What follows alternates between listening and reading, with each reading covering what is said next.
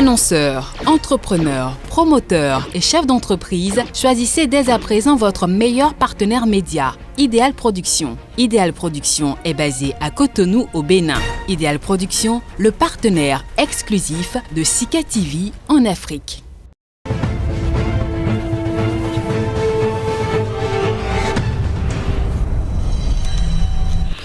Nous retrouvons pour vous, mesdames, messieurs, Kodjovi maintenant qui nous aidera à découvrir ce qui fait la une ce jeudi-ci. Kodjovi maintenant, bonjour. Bonjour Joël Toji, bonjour également à nos amis téléspectateurs. Alors, pour cet avant-dernier rendez-vous de la semaine, s'il y a du nouveau?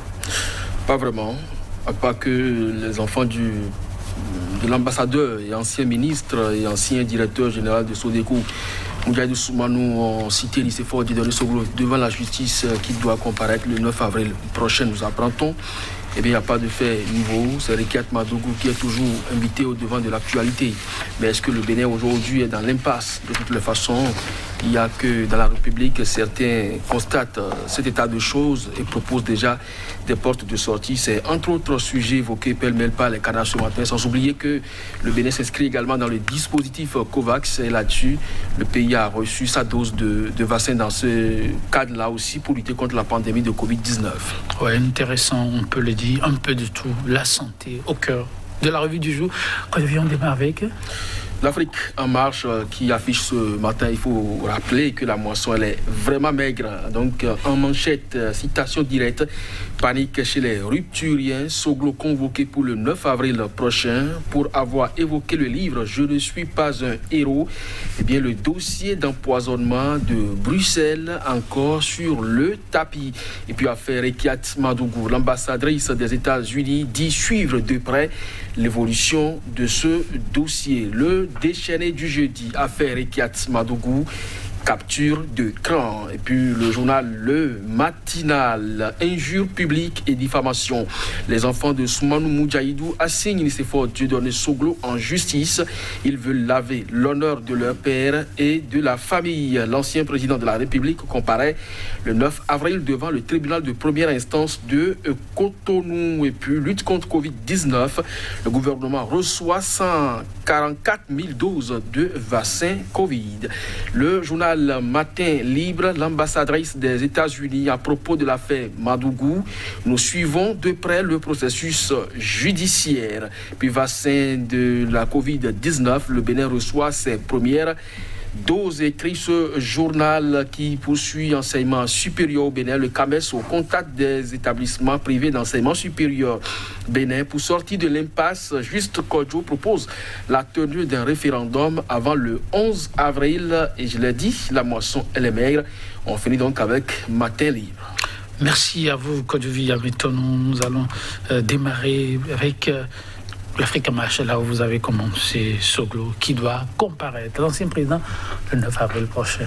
Oui, tout à fait. Dans sa dernière sortie, qui remonte donc au 28 février dernier, le président Nicéphore Dieudonné Soglo, entre autres, avait cité le nom de Moudjahidou Soumanou dans le livre du juge Angelo Oussou, qui avait donc à charge le dossier de tentative d'empoisonnement et de l'assassinat du président Boni Yahi. Alors, il citait donc, entre autres, Moudjahidou qui serait donc qui ferait donc partie de cette liste de personnalités qui avaient comploté. Donc aujourd'hui, les enfants de l'ambassadeur n'entendent donc pas s'arrêter en si bon chemin. Donc l'inviter à apporter les preuves de cette affirmation, mais puisque aujourd'hui il s'agit donc d'une citation dans un livre, donc un extrait des écrits d'une publication, eh bien le président Nicéphore Soglo doit pouvoir donc apporter les éléments d'appréciation à cet effet. Là-dessus, le journal L'Afrique en marche lui croit savoir que la panique a gagné le camp des rupturiens, parce que vous vous rappelez, ce dossier avait éclaboussé la République. Le président en exercice aujourd'hui est cité dans la même affaire et beaucoup d'autres responsables au plus haut niveau aujourd'hui, au niveau de l'État, qui sont également cités dans ce même livre. Donc, c'est-à-dire que si Soglo est resté devant la justice, eh bien, il va forcément donc apporter la preuve à travers donc ses écrits, et d'autres noms seront forcément donc évoqués par la justice probablement. On suit donc de près, 9 avril, ce n'est pas bien loin, des dossiers en cascade. C'est la période, quand je dis Matin Libre, qui revient sur le dossier Madougou. L'ambassadrice des États-Unis suivrait de très près le dit dossier. Oui, ça fait quand même de trois pour cette ambassadrice, parce que d'une part, elle avait sorti un communiqué, et de l'autre part, elle a reçu Rekiat Madougou avant son arrestation, et puis aujourd'hui, elle fait encore une sortie médiatique pour dire qu'effectivement, elle suit de près le processus judiciaire en cours, parce qu'il n'y a pas donc procès déjà pour ce qui concerne Rekiat Madougou, mais les conditions d'arrestation, de garde à vue jusqu'à sa déposition faite devant la criette, et puis après, et aujourd'hui, depuis quelques jours, donc emprisonnée à Mistreté, eh bien l'ambassadrice discute donc tout ça de près. Elle a été aussi interrogée sur sa rencontre avec Rekiat Madougou. Elle a estimé que, en bon diplomate, il est quand même normal qu'elle puisse recueillir des sons de cloche de paille, d'autres histoires, de pouvoir donc produire un bon rapport à celui qui l'a envoyé donc en mission. C'est-à-dire simplement que les États-Unis sont beaucoup plus préoccupés aujourd'hui par la bonne santé démocratique des nations, et qui est beaucoup plus aujourd'hui le Bénin, puisque c'est de Bénin que nous parlons ici. Donc elle suit de près ce processus judiciaire. On attend donc de voir ce qui sera donc sa partition en sortant, puisque le procès forcément va s'ouvrir, et Rekiat Madougou aura donc le temps de pouvoir se défendre.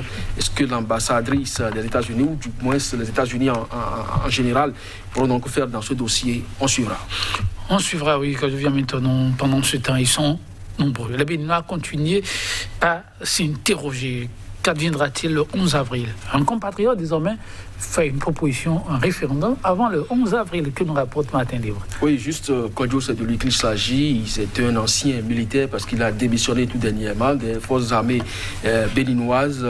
Il est aussi auteur d'une proposition. Il a écrit un livre, nous l'avions reçu il y a très longtemps sur le plateau de Sika, ici, pour parler donc de la consécration. Aujourd'hui, il revient donc à la charge et propose la tenue d'un référendum avant le 11 avril, qui est la date retenue pour la présidentielle à venir. Donc, c'est dire simplement que les uns et les autres se préoccupent de la vitalité de l'État et surtout de la démocratie. Alors, un référendum avant le 11 avril, est-ce que les autorités aujourd'hui, non seulement au niveau étatique, mais en charge du scrutin du 11 avril, l'entendent de cette oreille? C'est quand même des propositions. Parmi tant d'autres, vous vous rappelez, hier déjà, on parlait d'une lettre ouverte qui serait donc adressée au chef de l'État, sans quoi, même s'il n'est pas coupable, il serait responsable.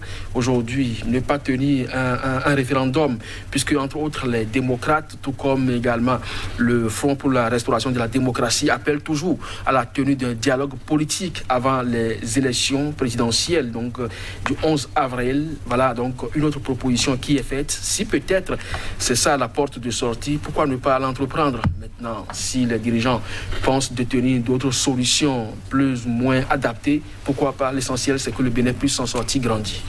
On le souhaite, le Bénin plus grand, plus fort.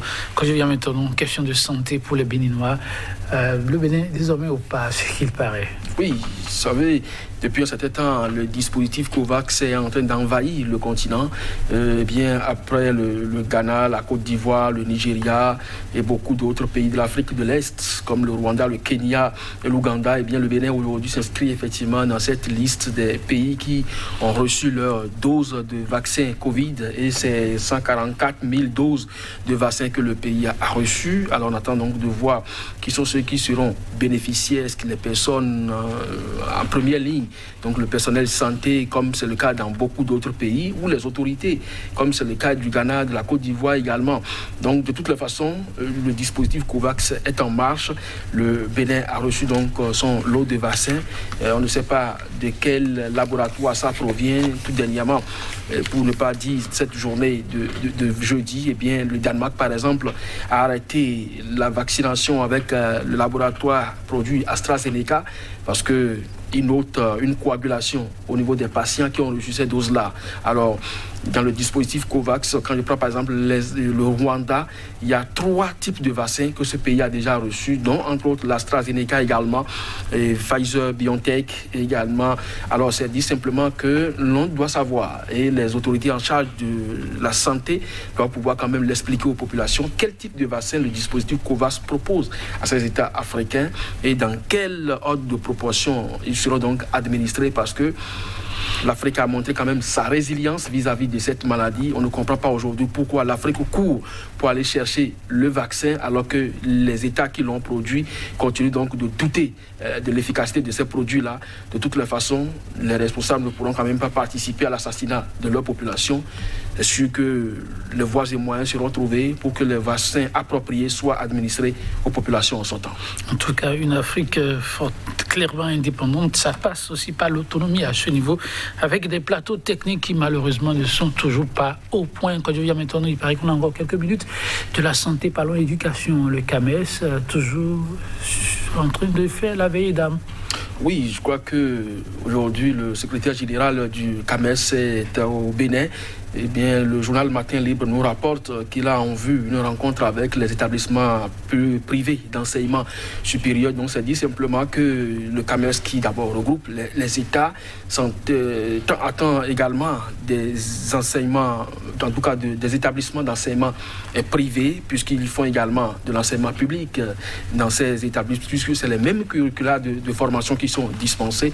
On entend donc que tout soit harmonisé, et aujourd'hui, les nouvelles dynamiques qui sont mises en œuvre à ce niveau-là doivent pouvoir impacter ces établissements. Je crois que c'est dans cette dynamique que s'inscrit cette action du secrétaire général du CAMES, le professeur Bertrand Mbachi.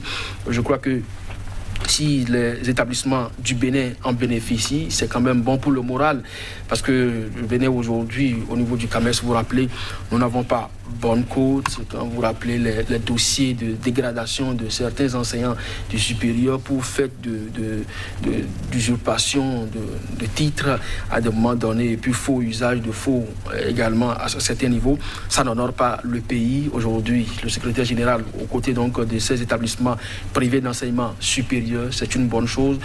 Il faut quand même qu'à la fin, on puisse quand même intégrer ces notions reçues nouvellement dans ces réalités de formation pour que l'on puisse quand même s'en sortir aussi grand. Merci à vous, oui, que je viens maintenant. Chers téléspectateurs, oui, on se donne rendez-vous demain.